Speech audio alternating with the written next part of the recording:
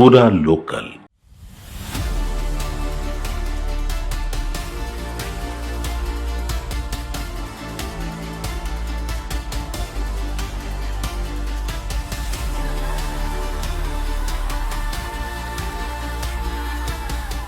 Telangana assembly శీతాకాల సమావేశాలు December 29న మొదలయ్యాయి. చాలా రోజుల తర్వాత కేసీఆర్ అసెంబ్లీకి హాజరు కావడంతో సందడి నెలకొంది.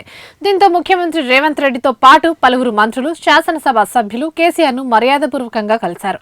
కానీ ఈ రోజు నుంచి అసెంబ్లీలో అసలు యుద్ధం మొదలు కాబోతుంది. తెలంగాణ అసెంబ్లీలో ప్రధానంగా నదీ జలాల వినియోగం, ప్రభుత్వ పాత్రపై కీలక చర్చ జరగబోతోంది. 3 రోజుల విరామం తర్వాత 2026 తొలి అసెంబ్లీ శీతాకాల సమావేశాలు జరగబోతున్నాయి. నీటి ప్రాజెక్టులు, నదీ జలాల వినియోగంపై నీటిపారుదల శాఖ మంత్రి Uttam Kumar Reddy power point presentation ఇవ్వబోతున్నారు.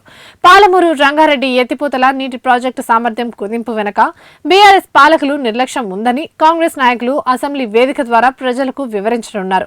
ప్రజా పాలనలో మనుగడ కోల్పోతుందనే ఉద్దేశంతో జల వివాదంపై రాద్ధాంతం చేస్తూ కాంగ్రెస్ ప్రభుత్వాన్ని ఇరుకున పెట్టాలని బీఆర్ఎస్ పార్టీ నాయకులు భావిస్తున్నారని సీఎం రేవంత్ రెడ్డి స్పష్టం చేశారు. ఈ మేరకు నదీ జలాల వినియోగం, నీటి ప్రాజెక్టుల ప్రయోజనాలపై ప్రజా ప్రతినిధులకు ప్రజాభవన్లో అవగాహన కల్పన కార్యక్రమం కూడా నిర్వహించారు. అసెంబ్లీలో పవర్ పాయింట్ ప్రెజెంటేషన్ తర్వాత సభ్యుల అభిప్రాయాలు తెలుసుకుని నదీ జలాలపై జరిగిన అన్యాయంపై విచారణకు ఆదేశిస్తామని సీఎం రేవంత్ రెడ్డి తెలిపారు. తెలంగాణ ఏర్పడిన తర్వాత నాటి సీఎం కేసీఆర్ నీటిపారుదల మంత్రి హరీష్ రావుతో తీవ్ర అన్యాయం జరిగిందన్నారు. మరి ప్రభుత్వ వాదనపై ప్రతిపక్ష బీఆర్ఎస్ ఎలా స్పందిస్తుందో చూడాలి.